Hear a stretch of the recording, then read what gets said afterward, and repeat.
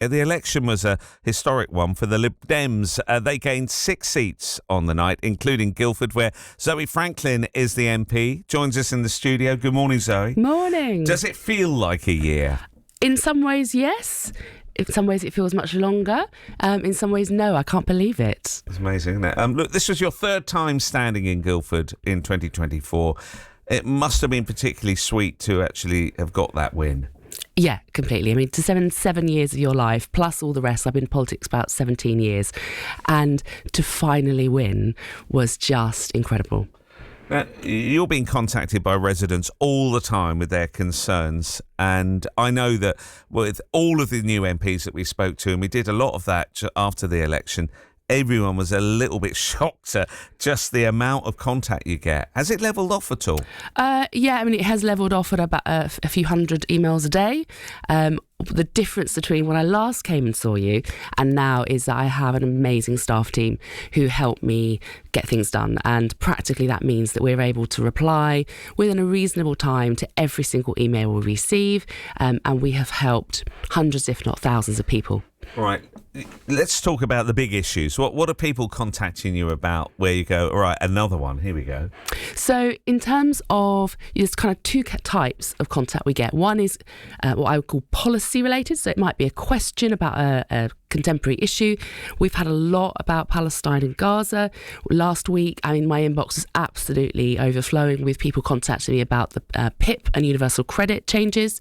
And then you also have the sort of what we call personal issues, personal casework. And that can range from anything from housing concerns to special educational needs cases to healthcare, all sorts. But certainly special educational needs and housing is the top of the post bag, really. Yeah. What do you make of how things are going for Labour? As a Lib Dem, you can sort of watch on and not necessarily be involved.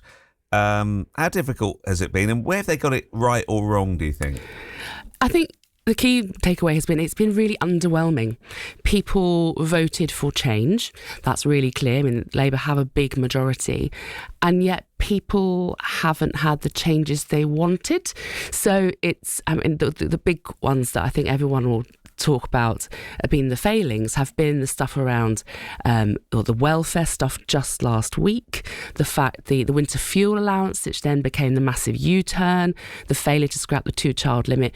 That's, with the cost of living so high, people were really looking for Labour to come in, and expected Labour, with all of their history and their ideology, to come in and do positive change, and haven't seen that. I think also people were expecting more in terms of the NHS and social care, and while NHS is clearly high on the government's agenda, they're completely ignoring social care, and you cannot sort out what's happening in the NHS without addressing social care issues.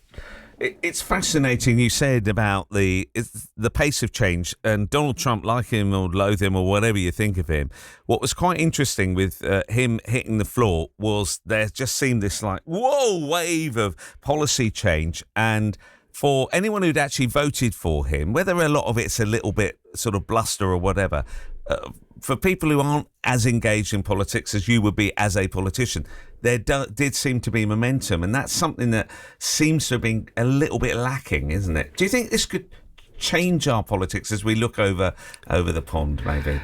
I think we wouldn't want it to change in the way that we're seeing in the States. Trump has come in and uses his executive power for almost everything. So, you know, that isn't democratic. We have a process which is democratic. Arguably, it can be a little bit slow, but I think that's right and proper because you get the checks and balances. But I think the problem Labour have had is they've really emphasised the fact that there was no money, there were all these problems from when the Conservatives were in power. But then they've sort of sat on a bunch of the stuff the Conservatives started and not changed that, which people were very cross about. But then they've also made their own changes that honestly a lot of people turn, including myself, and say, you're looking very much like the Conservatives right now. I mean, there was this whole thing in Westminster with the welfare bill last week where you could kind of hear the rumble from some Conservatives saying, well, we never even went that far. And others were going, well, it doesn't go far enough. Right. Look, it's quite easy being a Lib Dem in a way, isn't it? Well, maybe not. Look, you're not in power, and possibly you're not being scrutinised in the same way as either Labour or the government. So I'd say we are scrutinised heavily, both by residents in Guildford. It's clear from my postbag people are really paying attention, but also we do get a lot of scrutiny. When you've got 72 MPs, largest Lib Dems or largest third party in 100 years, you get a lot more scrutiny. And yes, we're not the second party, we're not the first party, although arguably I think we are doing a better job at holding the government to account than the Conservatives. It's never easy being an MP. It's a privilege to be MP. It's a really hard work in the sense of it takes up many, many hours of your week, and rightly so. So it's not an easy ride being an MP of any party. And as you look towards the future, are you a goal setter? Really want to achieve? Because there's an element of a bit of being on the treadmill. If you're getting 200 emails a day, you never know what's going to come in and what you're going to have to react to. But, as you look towards the future, you don't want to be an MP for just one term. I know that. You know that. Do you sort of start thinking, OK, when do I start almost campaigning again? Yeah, so we, as a Lib Dem, one of the things you will see from the Lib Dems is that we do campaign all year round. We're always out there trying to check in with residents on the doorstep, so I do that quite regularly. But in terms of goal setting, my number one goal is to be a really great local MP, and that's why the answer in the emails, the getting the casework done, being out in the community, getting stuck in, it is my absolute number one priority. But then when I start to think about, okay, what is it I want to change? What is it I want to see for the people of Guildford? That's where the kind of, I call it sort of semi-goal setting. There are certain things I would love to see happen in Guildford, or at least have an answer on. For example, new stations. I either want an answer, yes or no, ideally yes, and then see it moving forward, because we've been hanging on for about a decade now on that one. And, addressing the climate crisis, sewage in the river, there's a lot of things that we need to address as a community, which you also need change at a government level, which is why I'm there in Parliament to shout about it. But here we are at the weekend, and for lots of people, they think, oh, brilliant, I'm not up to much. But have you got a full diary for this weekend? So actually, Saturday's a nice balanced day. Right. As MP diaries go, in that I'm doing a visit to Grange Opera House in the morning, an amazing place over in West Horsley, and then the afternoon I'm actually doing family things. My son's an excellent performer, so we've got end of term stuff on that. Brilliant. Okay. But normally my Saturdays at least are absolutely packed with either door knocking or visits or community events. Right. And how often are you sort of recognised and approached now? Like if you're on the train up to London, are people quite happy to interrupt your own personal space in a weird way? Yeah, so I get recognised quite a lot, which is lovely. I think that says you're doing something right, hopefully.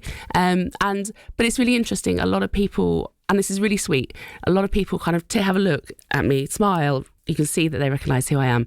But then there's almost that classic commuter respect of, I get it, it's 7 o'clock in the morning, I'm not going to invade your space. But when people talk to me, I love it. We have great conversations. People will sort of ask me a question or say, can you help? And I'll direct them how to get in touch, and we'll go from there. Well, good talking to you. It's a year on. I don't know where that year has gone. It's bonkers. It's just mad, isn't it? So we appreciate that. Pleasure. And enjoy your son's performance. Do you know what he's doing? I think it's sort of a showcase thing, so it's a surprise. Oh, there we go. I did that last year. I had to sit through Will doing that. I'm going to be really honest with you. You only care about your own child. No, I'm joking. You don't need to comment about that. Zöe Franklin, who is the MP for Guildford, the Lib Dem. And we're going to talk